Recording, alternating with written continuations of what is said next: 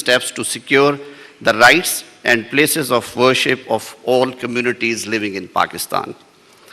Yet challenges persist. Despite strong constitutional guarantees and a growing body of laws, members of religious minorities in Pakistan continue to face discrimination, social exclusion, and vulnerability. Incidents of forced conversions and attacks on places of worship remind us that our work remains unfinished. Behind each case lies a life affected, a family in distress, and a community seeking reassurance in justice and protection.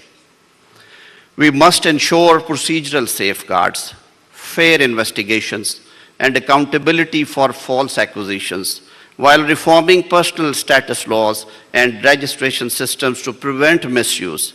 Ensuring access to justice means making justice attainable and impartial through legal aid, fast-track mechanisms, judicial trainings on interfaith sensitivity, and right-based adjudication.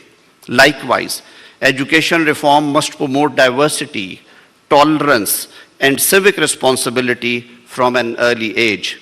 Political inclusion must also be strengthened through transparent representation and enforcement of employment and education quotas. The role of society and institutions is equally vital. Media, religious scholars, and civil society must serve as partners in promoting responsible narratives and interfaith dialogue. Survivors of violence must have access to legal, psychological, and social support alongside strengthened helplines and rehabilitation services. By upholding human rights and inclusivity at home, Pakistan enhances its international credibility and reaffirms its commitment to global human rights standards. The government has already taken constructive steps. The Interfaith Harmony Policy and Strategy for Religious Tolerance, approved by Federal Cabinet earlier this year, provide a clear policy direction. The National Action Plan 2021 and Prime Minister's Steering and Review Committee ensure coordinated action across ministries.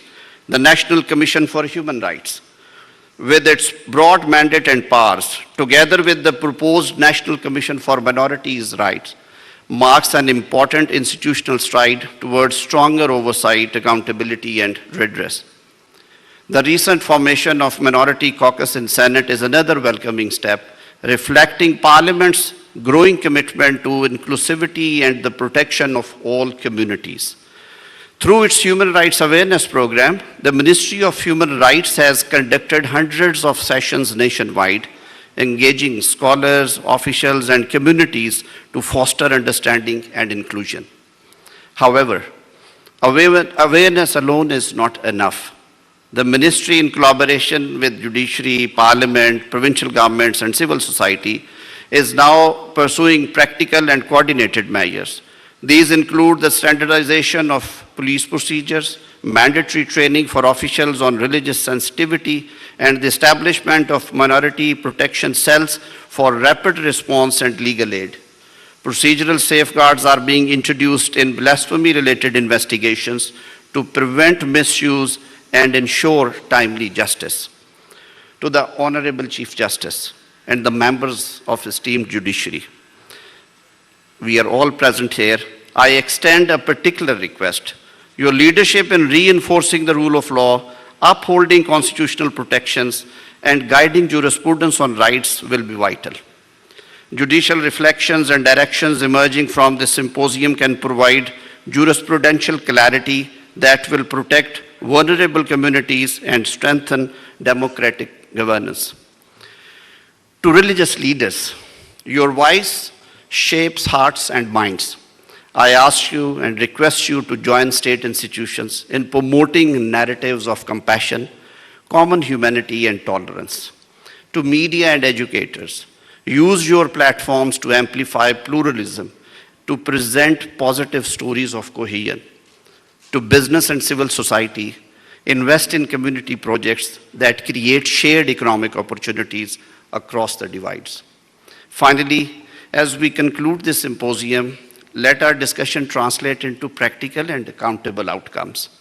I welcome the adoption of a national declaration on interfaith harmony and access to justice. Let it serve as a catalyst for measurable reforms, clear timelines, and collaborative oversight. We owe it to our Constitution, to our citizens, and to future of Pakistan to ensure that no person is marginalized for his faith, ethnicity, or belief, and that justice remains accessible to all, not as a privilege, but as of a right. In closing, let me reaffirm the federal government's commitment. We will act, we will cooperate with all stakeholders, and we will measure progress. May our collective work help build a Pakistan in which all citizens can live with equal dignity, security, and opportunity. Thank you very much.